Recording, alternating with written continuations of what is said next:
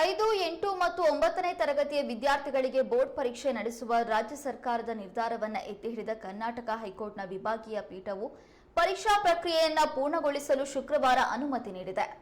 March 25ರಿಂದ ರಾಜ್ಯದಾದ್ಯಂತ SSLC ಪರೀಕ್ಷೆ ಆರಂಭವಾಗಲಿದೆ.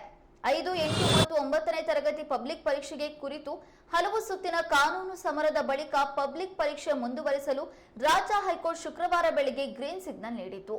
ಸೋಮವಾರದಿಂದ ಪರೀಕ್ಷೆ ಮುಂದುವರಿಸಲು ಸರ್ಕಾರದ ಶಿಕ್ಷಣ ಇಲಾಖೆ ನಿರ್ಧರಿಸಿ ವೇಳಾಪಟ್ಟಿ ಪ್ರಕಟಿಸಿದೆ. ಮಾರ್ಚ್ 25ರಿಂದ ಪರೀಕ್ಷೆ ನಡೆಯಲಿದ್ದು 28ಕ್ಕೆ ಕೊನೆಯ ಪರೀಕ್ಷೆ ಇರುತ್ತೆ. ಈ ಕುರಿತು ಶಾಲಾ ಶಿಕ್ಷಣ ಇಲಾಖೆ ಆಯುಕ್ತರ ಆದೇಶ ತಿಳಿಸಿದೆ. ಎಸ್ಎಸ್ಎಲ್ಸಿ ಪರೀಕ್ಷೆ ನಡೆಯುವ ದಿನ ಮಧ್ಯಾಹ್ನ 2:30ಕ್ಕೆ ಪರೀಕ್ಷೆ ನಡೆಯಲಿದ್ದು, ಎಸ್ಎಸ್ಎಲ್ಸಿ ಪರೀಕ್ಷೆ ಇಲ್ಲದ ದಿನ ಬೆಳಗ್ಗೆ 10 ಗಂಟೆಗೆ ಪರೀಕ್ಷೆ ನಡೆಯಲಿದೆ ಎಂದು ಆದೇಶದಲ್ಲಿ ತಿಳಿಸಲಾಗಿದೆ.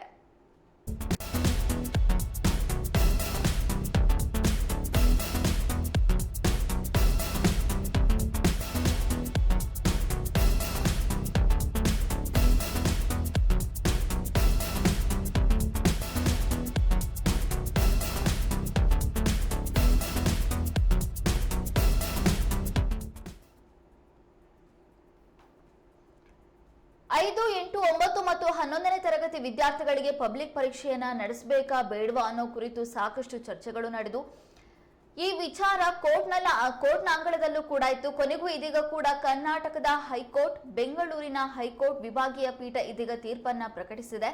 ಮಾರ್ಚ್ 25ರಿಂದ ರಾಜ್ಯದಾದ್ಯಂತ ಎಸ್ಎಸ್ಎಲ್ಸಿ ಪರೀಕ್ಷೆ ಆರಂಭವಾಗ್ತಾ ಇದ್ದು, 5, 8 ಮತ್ತು 9ನೇ ತರಗತಿಯ ಪಬ್ಲಿಕ್ ಪರೀಕ್ಷೆಗೂ ಕೂಡ ವೇಳಾಪಟ್ಟಿಯನ್ನ ಪ್ರಕಟಿಸಲಾಗಿದೆ. ಎಸ್ಎಲ್ಸಿ ಪರೀಕ್ಷೆ ನಡೆಯುವ ದಿನ ಮಧ್ಯಾಹ್ನ ಪರೀಕ್ಷೆ ಇರುತ್ತೆ. ಎಸ್ಎಲ್ಸಿ ಪರೀಕ್ಷೆ ಇಲ್ಲದೆ ಇರುವ ದಿನ ಬೆಳಗ್ಗೆ ಪರೀಕ್ಷೆಯನ್ನು ನಡೆಸಲಾಗುತ್ತೆ. ಮಾರ್ಚ್ 25ರಿಂದ ಪ್ರಾರಂಭವಾಗುವಂತಹ ಪರೀಕ್ಷೆ ಮಾರ್ಚ್ 28ರವರೆಗೆ ನಡೆಯಲಿದೆ ಅಂತ ಶಾಲಾ ಶಿಕ್ಷಣ ಮಂಡಳಿ ಹೇಳಿದೆ.